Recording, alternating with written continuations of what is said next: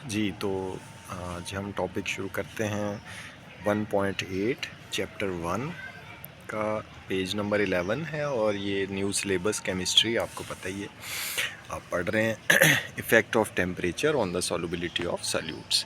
Last time हमने solubility और क्या होती है और सैचुरेटेड सॉल्यूशन और अनसैचुरेटेड सॉल्यूशन क्या होते हैं, इन सब के बारे में हमने अच्छी तरह से समझा था। और आज हम ये समझेंगे कि जो सॉल्युबिलिटी है उसके ऊपर टेम्परेचर का क्या इफ़ेक्ट है। तो सॉल्युबिलिटी को पहले दोहरा लेते हैं कि सॉल्युबिलिटी होती क्या है। तो इन्होंने डेफिनेशन भी शुरू में बताई है। Solubility of A solute is the amount of solute which can dissolve in 100 gram of a solvent eight a particular temperature. तो सॉल्युबिलिटी ऑफ सॉल्यूट का मतलब कि सॉल्यूट जो यानी जो कम मिकदार में सॉल्यूशन का वो हिस्सा जो कम मिकदार में होता है वो 100 ग्राम, यानी हमने सॉल्वेंट की जो ज़्यादा मिकदार में उसका कंपोनेंट है उसकी मिकदार को फिक्स कर दिया है, वो 100 ग्राम ले लिए और उसके अंदर उसके हल कितना होगा सॉल्यूट उसको हमने एक्सप्लेन करना है, उसको फाइंड करना है कि वो कितनी होगी एक ख़ास टेम्परेचर पर। ये होती है सॉल्युबिलिटी। अब सवाल पैदा होता है, टेम्परेचर तो हमेशा एक जैसा नहीं रहता, टेम्परेचर कभी बढ़ता है कभी कम भी होता है और कभी हमें इस बात की भी ज़रूरत पैदा होती है कि उसे कम कर दें या ज़्यादा कर दें। तो सवाल ये है कि उसका सॉल्युबिलिटी पे क्या असर होगा। तो अब हम इसको समझते हैं। Change in temperature has different effects on the solubility of different compounds. तो याद रखें, सब पर एक जैसा असर नहीं होता, बल्कि बाज़ जो हैं कंपाउंड ये उनकी आयनिक और केमिकल स्ट्रक्चर के ऊपर डिपेंड करता है और उनकी फ़िज़िकल और केमिकल प्रॉपर्टीज़ के साथ इसका बड़ा गहरा ताल्लुक़ है। और ये आप हायर क्लासेस में जाके पढ़ेंगे कि बाज़ के ऊपर जो इफ़ेक्ट है कि टेम्परेचर के बढ़ाने से उनकी सॉल्युबिलिटी बढ़ जाती है और बाज़ कंपाउंड ऐसे होते हैं कि जब उनका टेम्परेचर बढ़ाएंगे सॉल्यूशन का और सॉल्वेंट का तो उनकी सॉल्युबिलिटी कम हो जाती है। अब इसकी वजह क्या है, वजह यहाँ पर उन्होंने नहीं बताई तो मैं भी नहीं बता रहा। अगर वो बताएंगे, अगर ज़िक्र करेंगे, वो इसका कोई सवाल आता है तो फिर हम उसको डिस्कस करेंगे, वरना ज़रूरत नहीं है। बस अभी यहाँ पर हमने सिर्फ यही समझना है कि ये मुख्तलिफ़ दो तरह के कंपाउंड, बल्कि तीन तरह के हम कह सकते हैं होते हैं। एक वो जिनमें सॉल्युबिलिटी बढ़ती है टेम्परेचर के बढ़ने से, एक वो जिनमें कम होती है और कुछ कंपाउंड ऐसे होते हैं जिनके ऊपर सॉल्युबिलिटी का टेम्परेचर के बढ़ने या कम होने का असर बहुत ही कम या ना होने के बराबर होता है। Change in solubility has different effects on the solubility of different compounds. Usually the solubility increases with increase in temperature. ज़्यादातर आम तौर पर यही होता है कि solubility यानी हल होना सॉल्यूट का वो बढ़ जाता है टेम्परेचर के बढ़ने से, यानी दर्जा हरारत के बढ़ने से। But it can not be taken as a general rule. ये सब पर ये असूल यकसा नहीं हो सकता, ये रूल नहीं बना सकते हम। There are a large number of compounds whose solubility in water increases with increase in temperature. For example, अब वो कौन कौन से कंपाउंड हैं, बेशुमार और कंपाउंड भी होंगे, चंद मिसालें यहाँ पे दी हैं। पोटाशियम नाइट्रेट जिसका फार्मूला है KNO3, के फॉर पोटाशियम होता है। ये के आप देखें, ये नज़र सोचता है बंदा कि ये पोटाशियम तो P से स्टार्ट होता है तो इसे के से क्यों लिखा हुआ है। तो ये याद रखें, ये लातीनी ज़ुबान में के फॉर केलियम से लिया गया है। केलियम, पोटाशियम को केलियम कहते हैं और नाइट्रेट NO3 को कहते हैं KNO3। और silver nitrate AgNO3 silver nitrate का फार्मूला है, क्योंकि सिल्वर को भी आर्जेंटम कहते हैं। ठीक है, ये जिस ज़ुबान से ये लिया गया है सिल्वर, उसमें उस ज़ुबान में इसको आर्जेंटम कहते हैं, तो AgNO3। उसी तरह पोटाशियम क्लोराइड, तो ये वो कंपाउंड हैं जिनकी सॉल्युबिलिटी टेम्परेचर बढ़ने से जो है वो बढ़ जाती है। और अगर हम इसको ग्राफ की सूरत में देखें तो आप ये देखें, जो ग्राफ हमारे दाएं तरफ है फिगर 1.6 में, इससे आपको ज़्यादा अच्छा समझ आएगा कि ये कैसे फाइंड किया गया, ये कैसे पता चला। आप देखें, एक तरफ एक्स एक्सिस पे यानी नीचे टेम्परेचर दिया गया है और वाई एक्सिस पर उसकी सॉल्युबिलिटी दी गई है grams of solute in 100 grams of water. आप इस ग्राफ को बड़े गौर से देखें, उसको समझें और इसको आप अपने क्वेश्चन में ड्रा भी किया करें। अक्सर बच्चे जो हैं वो सोचते हैं कि ये पता नहीं कितनी मुश्किल डायग्राम है, पता नहीं हम कैसे ड्रा करेंगे, तो छोड़ ही देते हैं, फिर उससे उनके नंबर भी कम आते हैं और फिर टॉपिक भी समझ नहीं आता। तो याद रखें, जो आपके टॉपिक के अंदर पिक्चर्स बनी होती हैं, डायग्राम्स होते हैं, ग्राफ्स होते हैं, उनको समझा करें। उनको आपने समझ लिया है तो आपको पूरा टॉपिक भी समझ आ जाएगा और वो कभी भूलेगा नहीं और याद भी रहेगा हमेशा। तो ये मसलन पहले 0 डिग्री टेम्परेचर था तो सॉल्युबिलिटी आप देखिए बिल्कुल कम थी, ना होने के बराबर थी। जब 20 डिग्री टेम्परेचर हुआ तो डिग्री सेल्सियस, तो सॉल्युबिलिटी आप देखिए कि 30 से भी बढ़ गई। उसके बाद 40 डिग्री पर जो है वो 50 से भी ऊपर चली गई, 60 डिग्री पर 100 के करीब हो गई, 80 डिग्री पर 150 के करीब हो गई और 100 डिग्री पर 225 से भी ऊपर 230, 235, 40 तक पहुंच गई। ठीक है, ग्राम। तो ये इस तरह से उन डॉट्स को जब मिला लिया तो ये कर्व बन गया। इसे लाइन भी कहते हैं, कर्व भी कहते हैं। ठीक है, और ये ऊपर जा रहा है, आप देखिए। इसके बरक्स जो बाएं तरफ आपको डायग्राम नज़र आ रहा है, ये थोड़ा सा आपको पेचीदा नज़र आ रहा है। तो ये आपको ऐसे लगेगा पता नहीं, ये तो मैं पता नहीं ड्रा कर भी सकता हूँ कि नहीं, तो कर सकती हूँ या कर सकता हूँ या नहीं। तो आपने इसको सिंप्लीफाई कर लें। आप इसमें से 3 लाइनें चूज़ कर लें। एक लाइन ऊपर जाने वाली, कोई जो आपको आसान लगती है, एक जो नीचे आने वाली है और एक सोडियम क्लोराइड की आप देखें कि वो तकरीबन सीधी लाइन है। किसी ने नहीं चेक करना, जब आप ये डायग्राम बना लेंगे, किसी ने नहीं ये देखना कि जी स्केल से मैयर करके कि जनाब वो आपने उसको ऊपर थोड़ा सा कर दिया था या थोड़ा सा नीचे कर दिया था, या उसका जो उसकी गोलाई है कर्व की, वो कर्व जो है वो आपने सही नहीं बनाया।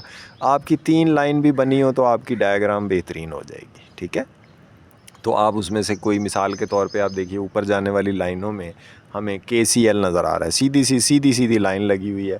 एक वो बना लें। एक NaCl है, 40 के करीब आप देखें उसकी लाइन बनी हुई है।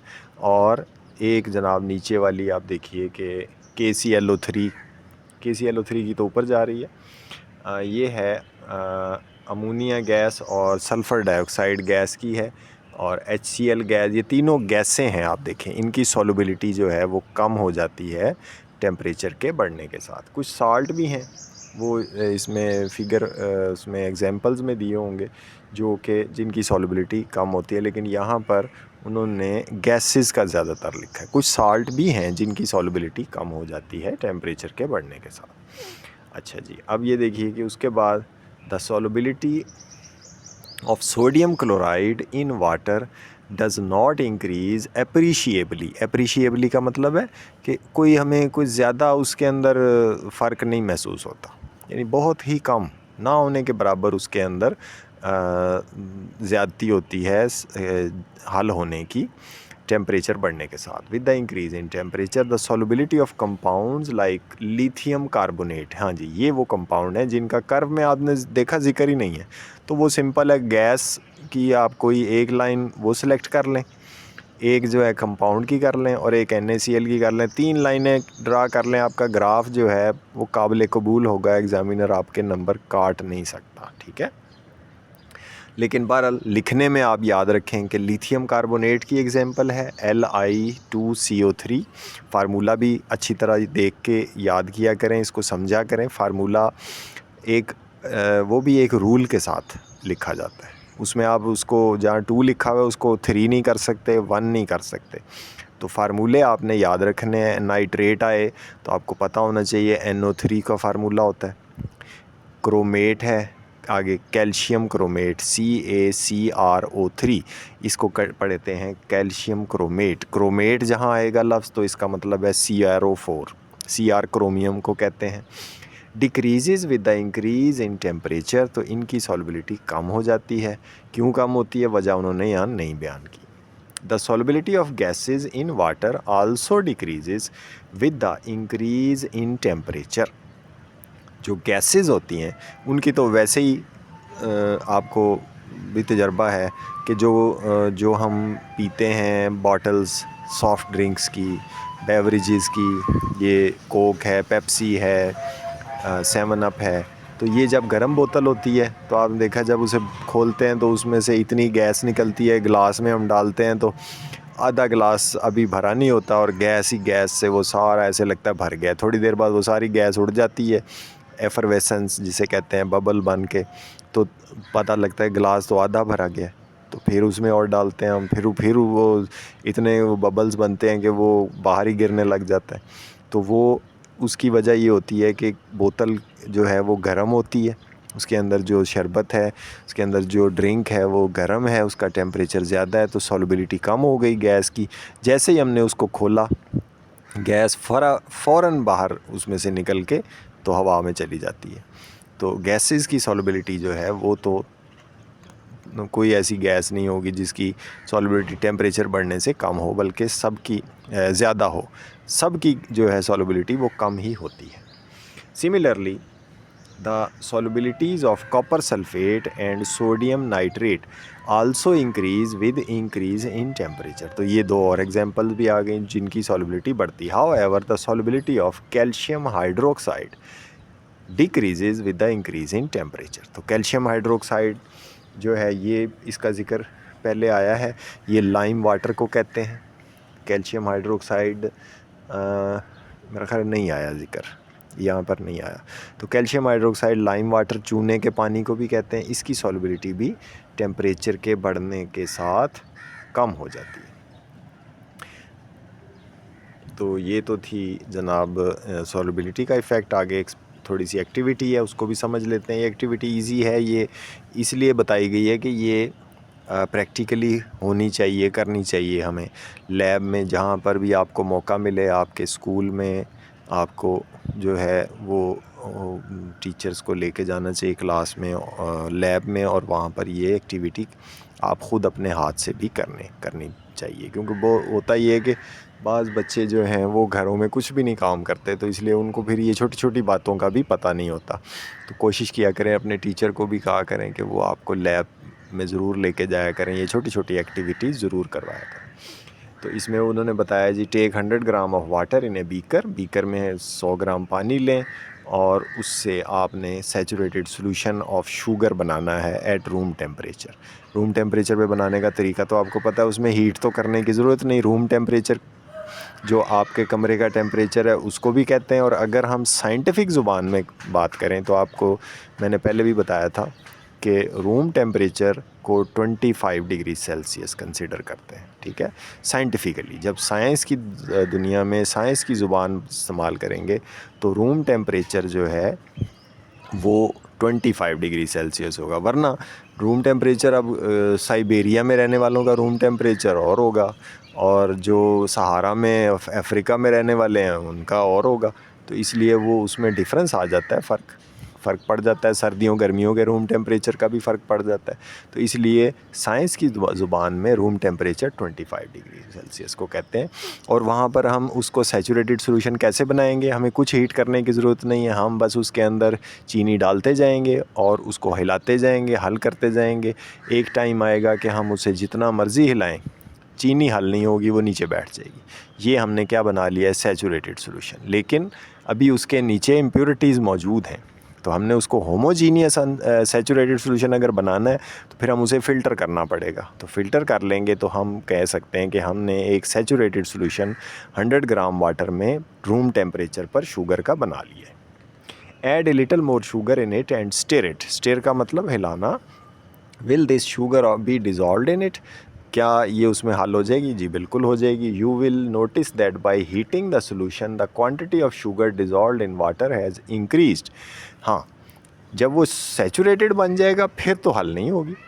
अगर ख़ाली पानी में आप चीनी हल कर रहे हैं तो फिर तो होती जाएगी। लेकिन जब सैचुरेटेड बन जाएगा, अब आप उसमें जितना मर्ज़ी पानी चीनी डालें, जितनी पानी तो नहीं, पानी तो हमने फ़िक्स कर दिया, चीनी जितनी मर्ज़ी डालें, जितना मर्ज़ी हिलाएं, उसने अब नहीं हल होना। लेकिन उसने बताया कि अब अगर आप उसी को जो नीचे आपने फ़िल्टर नहीं किया, उसके नीचे अभी चीनी पड़ी हुई है जो हल नहीं हो रही थी, आप उसे हीट करेंगे तो आप देखेंगे कि वो हल होना शुरू हो जाएगी। तो वो फिर जो सोल्यूशन बनेगा वो उस टेम्परेचर जो आपने हीट करके, फ़र्ज़ करें उसका 50 डिग्री सेल्सियस पर टेम्परेचर ले गए या 60 पर ले गए, वहाँ पर अगर आप हल करते जाएं और फिर एक ऐसा मकाम आए कि आप उसमें चीनी हल करें और वो ना हल हो, बशर्ते कि टेम्परेचर अभी मज़ीद ना बढ़े बल्कि वो वहीं 60 पे या 50 पे खड़ा हो जाए, तो आप हल करते जा रहे हैं, फिर एक टाइम आएगा चीनी तो हल हुई लेकिन फिर मज़ीद अब फिर नहीं हल हो रही, तो अब उसको अब आप फ़िल्टर कर लेंगे तो उसको जो है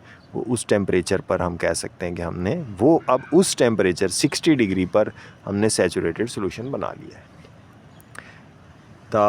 You will notice that by heating the solution, the quantity of sugar dissolved in water has increased, that is the solubility of sugar has increased. तो solubility बढ़ गई लेकिन temperature भी बढ़ गया। Exercise. How variation of solubility at different temperatures can be useful for us. तो ये बड़ा इम्पॉर्टेंट सवाल है, इसकी एप्लीकेशन है, यानी ये इसको, इस फिनोमिनन को, इस जो इसकी प्रॉपर्टी है सॉल्यूशन की और कंपाउंड्स की, इनको हम अपने फ़ायदे के लिए कैसे इस्तेमाल कर सकते हैं। ये बहुत अच्छा सवाल है और ये इस टॉपिक का हिस्सा तो नहीं है लेकिन बहरहाल हमें सोचने पर मजबूर करता है। तो आप ये देखिए नीचे ही इसका आंसर दिया हुआ है इंटरेस्टिंग इन्फॉर्मेशन के अंदर। नंबर 1 पे आप देखिए, नेक्स्ट पेज 13 पे, the increase in solubility in the solubility of solids in liquids with increase in temperature may be used. जब यूज़ कह दिया तो वो एप्लीकेशन ही आ जाता है। यहाँ पर लफ्ज़ क्या आया था, यूज़फुल, तो यूज़, नीचे यूजेस लिखे हुए हैं। Can be use to purify them, तो उससे वो खालिस बन जाते हैं, हम उसे खालिस हालत में ले सकते हैं। ये चीनी आप देखें, जो चीनी हमें मिलती है बाज़ार से, वो कहाँ से कैसे बनती है, शुगर मिल में कैसे कहाँ बनती है, पहले उसका वही सैचुरेटेड सॉल्यूशन ही बनाया जाता है ना। गन्ने से रस निकालते हैं, उसको साफ़ करते हैं, फ़िल्टर करते हैं, फिर उसका सैचुरेटेड सॉल्यूशन बनाते हैं, फिर उसके अंदर मज़ीद उससे जो है सैचुरेटेड सॉल्यूशन को हाई टेम्परेचर पे सैचुरेटेड सॉल्यूशन बनाते हैं और फिर उसमें जो इम्प्योरिटीज़ हैं वो जो हैं वो अलग कर लेते हैं वो, और चीनी अलग हो जाती। कैसे अलग होती है उसकी आगे डिटेल है, लेकिन सादा ज़ुबान में मैं आपको समझा देता हूँ कि चीनी जो है वो तो उसमें हो गई सुपर सैचुरेटेड, उसके अंदर सॉल्यूशन बन गया हाई टेम्परेचर पे। तो उसके जब हम उसको ठंडा करेंगे उस सॉल्यूशन को, तो वो चीनी जो है वो वापस क्रिस्टल बन जाएगी, लेकिन जो इम्प्योरिटीज़ हैं वो तो उस सॉल्यूशन के अंदर सैचुरेटेड नहीं है, वो तो बहुत थोड़ी मिकदार में उसमें मौजूद हैं, तो वो उसमें हल ही रहेंगी उस पानी में, जबकि चीनी जो है वो अलग हो जाएगी। ठीक है, तो ये इस अमल को क्रिस्टल बनाना कहते हैं। यानी आपने उसका पहले सैचुरेटेड सॉल्यूशन बनाया रूम टेम्परेचर पे किसी भी कंपाउंड का, उसके बाद आपने उसको हीट किया तो आपने उसका saturated solution at high temperature बना लिया। उसके बाद जब आप उसको फ़िल्टर करके जब आप उस सॉल्यूशन को ठंडा करते हैं, तो एक लफ्ज़ आपकी बुक वाले ने अभी नहीं बताया आपको, वो कहते हैं उसको, अब कहते हैं उस, अब वो कम टेम्परेचर हुआ है तो वो सॉल्यूशन बन गया सुपर सैचुरेटेड सॉल्यूशन।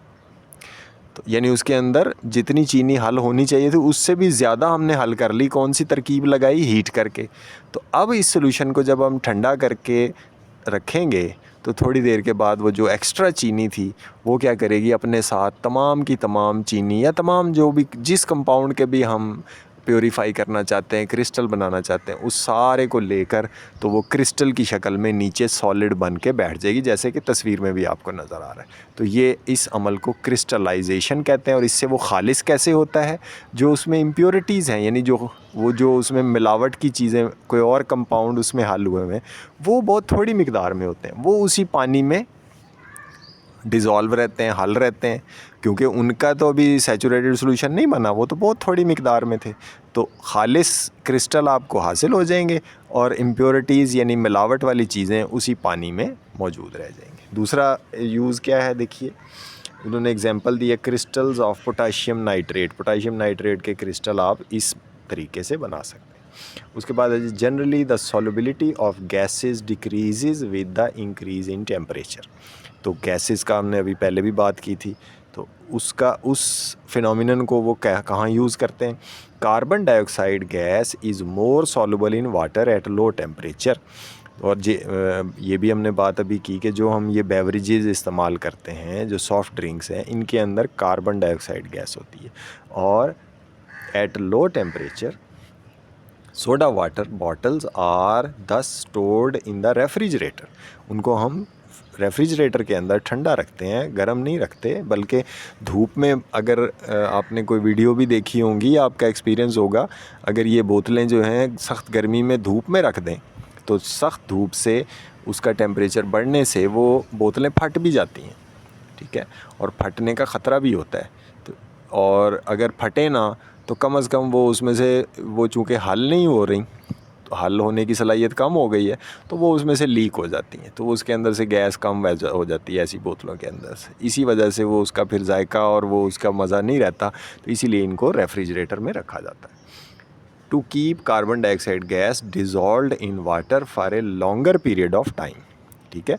तो इनकी जो है मुख्तलिफ मुद्दत होती है इन बॉटल्स की, और डिपेंडिंग अपॉन दी पैकेजिंग।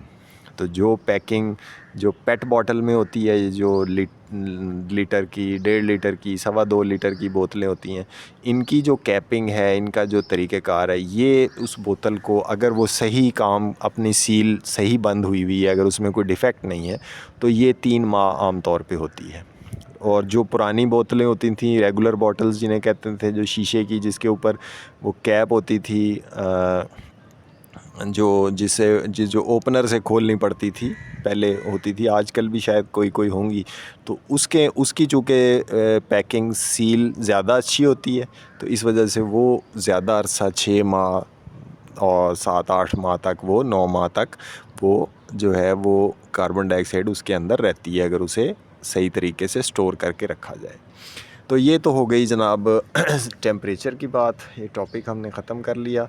ये की पॉइंट्स हैं, ये पहले बातें डिस्कस हो चुकी हैं, उन्हीं को शॉर्ट किया हुआ है। तो आगे फिर एक्सरसाइज हम देखेंगे। आज हमने चैप्टर को तो ख़त्म कर लिया, एक्सरसाइज को फिर नेक्स्ट वीडियो में देखेंगे। ओके जी।